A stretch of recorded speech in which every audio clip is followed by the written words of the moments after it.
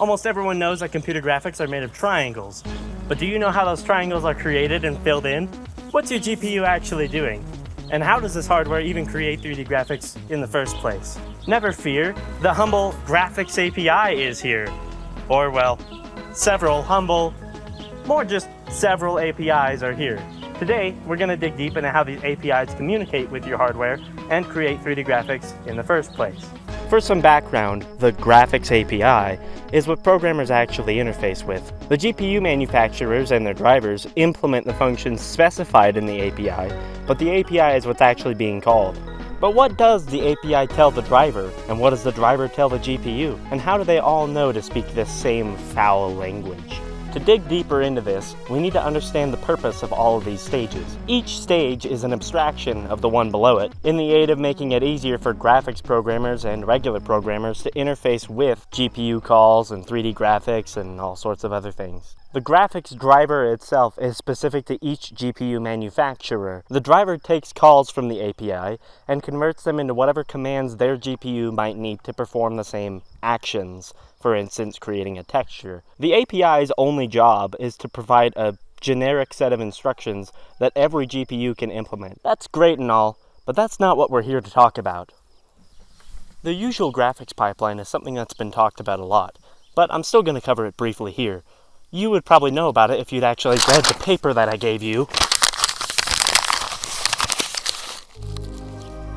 To give a high-level explanation, GPUs operate in distinct programmable and non-programmable steps. While implementations can vary, we'll be using this diagram as an example, but keep in mind that nowadays there can be a lot more steps in this process with different names. First is vertex generation, which is the point of the process where it reads the data buffers containing your vertices and assembles the list of vertices. After that, we come to the first programmable step, meaning that graphics programmers can control what happens here. This is the vertex processing stage, which is where your vertex shader is run. This is usually used for moving the vertices around and, in the case of 3D graphics, transforming them into perspective. The next step, primitive generation. During this stage, the vertices are all assembled into the proper primitive type, a triangle, a line, or whatever else you kids can do these days. The GPU then processes those primitives via culling them and clipping them to the near and far planes, and after that comes primitive processing. I can't really say I know exactly what happens here, but it says it's programmable on the diagram,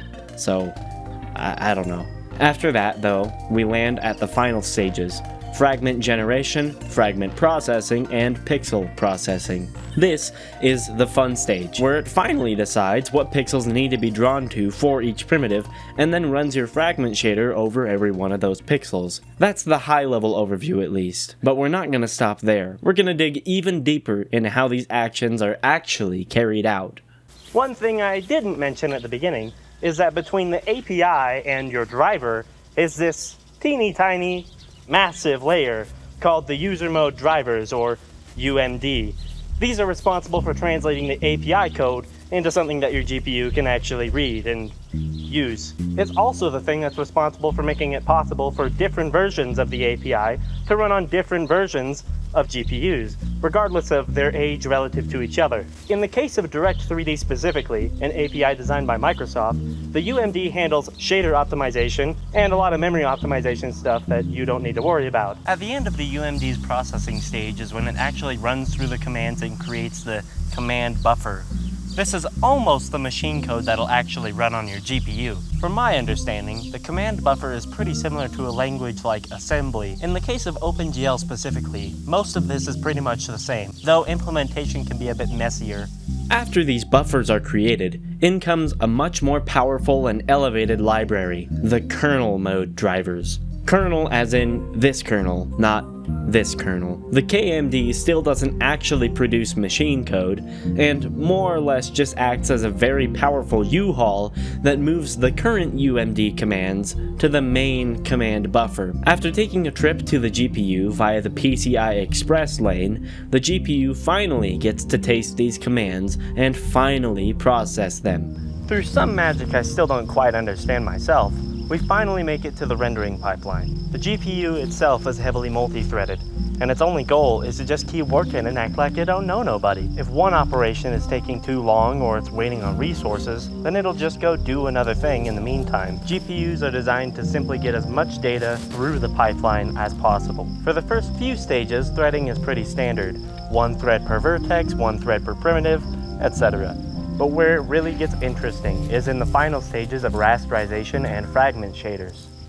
Firstly, since everything in the world of graphics is a triangle of some sort, we probably want a really good way of drawing them. Before that, though, we have to take a look at how GPUs actually dispatch fragments onto cores. In a perfect world where you had 2,073,600 cores, you could just run each pixel on a single core individually. Unfortunately, GPUs only have anywhere from a few hundred to a few thousand, sometimes. This means that we probably need a much smarter way to handle this. Desktop GPUs take what's called the immediate approach.